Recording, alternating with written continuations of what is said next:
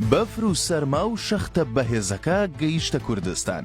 لە دوون ئێوارێ و ئەمە لێرە حاسێ بووینە 300 سیارەنە 7 نەفەرم دەگەدانە داوام لە حکوومەتی هەرێم هەیە بە هاوکاریم بێتن وەزعی ئالۆزن توش بۆ لێروکانە هیچ ڕێگا چارەشن نەمایە. لەم ڕۆژانەدا شەپۆلێکی توندی سەرما و بەفربارین سەرجەم ناوچەکانی هەرێمی کوردستانی گرچووەتەوە. بەم هۆیەوەش ڕووداوەکانی هاتوچۆ زۆرتر بوون. بۆیە پێویستە ڕەچاوی چەند خاڵێکی گرنگ بکەین تاوەکو زیان بە خۆمان و کەسی دیکەش نەگەیێنین.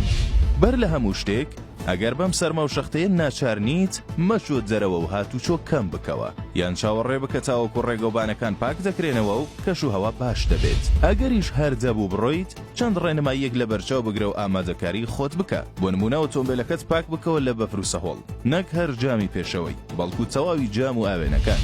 فڵچەکانی سەر جامەکان و گەرمکەرەوەی ئۆتۆمبیلەکەت دەبێت بەباشی کار بکەن. لە تایەکان دڵنیا ببەوە بزانە فشاری هەوایان چۆنە و زنجیرت با پێ بێت. لە ئاوی ڕادێتەر و دژەبەستن دڵنیا ببەوە تەنکی بەنزینت با یان پڕ بێت یانیش لە نیوە زیاتر بێت. لە مەکینەی ئۆتۆمبیلەکەت دڵنیا بەرەوە بۆ ئەوەی لە ناو ڕێگا نەمێنیتەوە. لە ناو ئۆتۆمبیلەکەت پێداویستی تەواو بۆ خۆت دابین بکە جاکەتی زیادە و جلی گەرم. کاتی لێخوڕین ئارامتر بڕۆ و مەودای نێوان ئۆتۆمبیلەکانی دیکە بپارێزە. بە خێرایی ستۆپ مەکە و لەسەر کێشی خۆت بپارێزە.